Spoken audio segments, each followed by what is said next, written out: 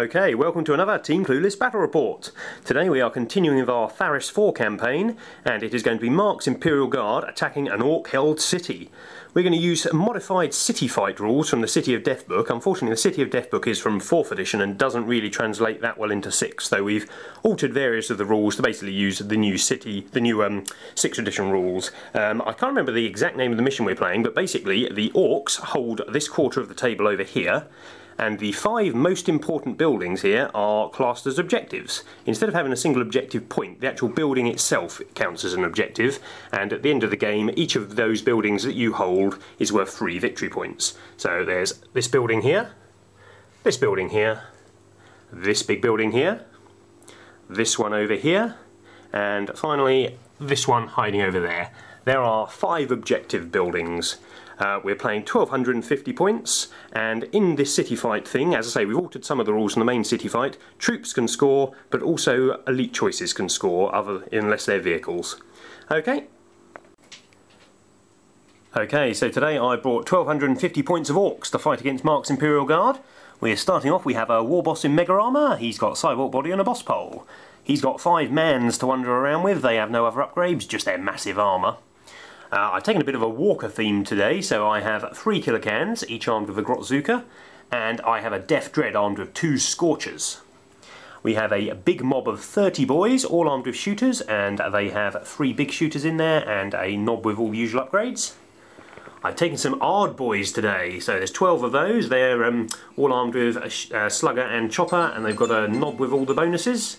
And then I have a truck also. Ignore Mark's phone, he'll find it in a sec. We have 2 squads of 5 looters, remember they're scoring today being elites, and we have a Dakka jet with an extra gun on it. Good morning. For this Imperial Guard battle report today, I have a Lord Commissar with a Power Fist and Melter Bombs. Next to him I have Guardsman Marbo.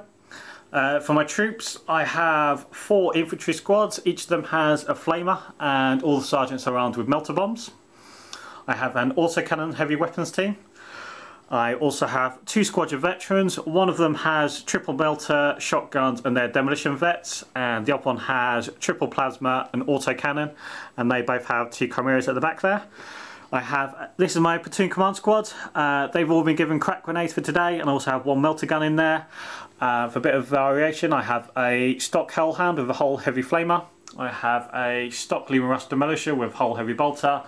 And finally I have my favourite Griffin with a whole heavy bolter.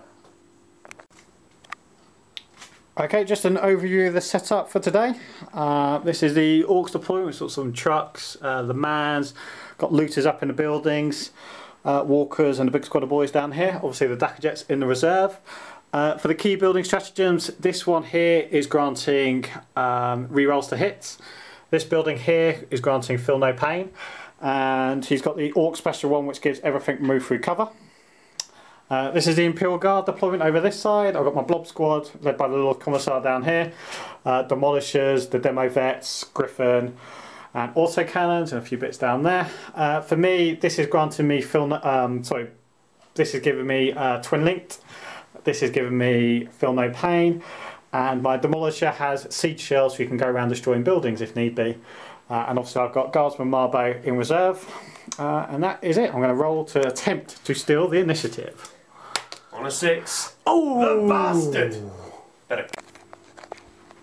Okay, end of Imperial Guard, turn 1, because I was lucky enough to steal the initiative as per the last video. Autocannons fired down into his cans, and with help from this Chimera's multi-laser, I've managed to destroy one of the cans. The Griffin at the back there rolled in and just killed a couple of boys, but he had feel no pain, so he made 2 of his feel no pain saves, which was a bit annoying. Demolisher down here was a bit of a star for me as usual. Its template scattered off. I managed to take a glancing hit, but lucky enough the heavy bolter managed to immobilise his vehicle here, so that's kept it back there. And the Hellhound pushed up round here and managed to get 3 of the looters in with its template, but they have passed their leadership. Okay, Orc turn 1, it was pretty shocking. We basically shuffled up a little bit and spread out with my Orks here. I pushed forward my 2 killer cans to get in range. The Death Dread has moved forward and the man shuffled forward, but they didn't move the War Boss because the War Boss, due to one of the campaign special rules, has an orbital strike relay, just like the one those smelly knights in silver wear. He fired that off over at this big clump of Imperial Guard over here and managed to kill a grand total of 1 Imperial Guardsman with 3 ordnance barrages. Wasn't very good. Other than that, I fired Grotzukas at some guardsmen. Again, he was making a lot of cover saves and I was scattering an awful lot, so did very little.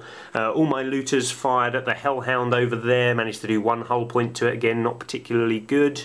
We don't really have anything at the moment that can take care of the Lemon Rust due to the fact that my truck, which was supposed to be going forward to do stuff, is immobilised. I can't really approach because he's got his big blob squad around it. If I move into range of that, because he outranges me, he'll first rank fire, second rank fire and just wipe out my boys. So it's not going very well at the moment.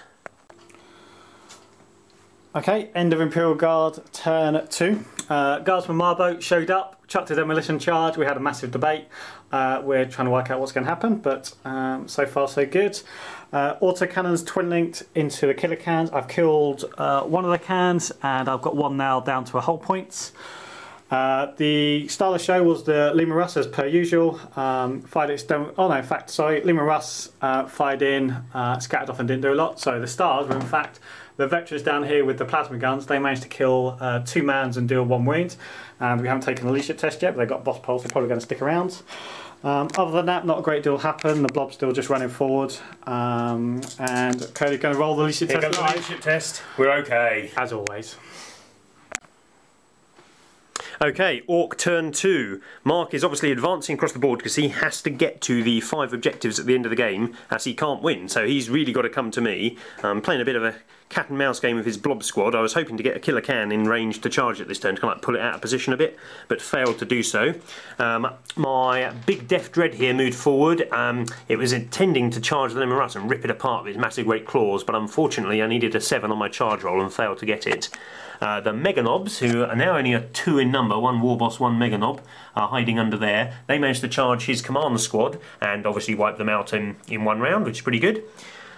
Hey, hey, look, the Dakar Jet arrived. It fired 18 twin-linked BS4 shots at strength 6 into the side of Chimera. It died quite severely.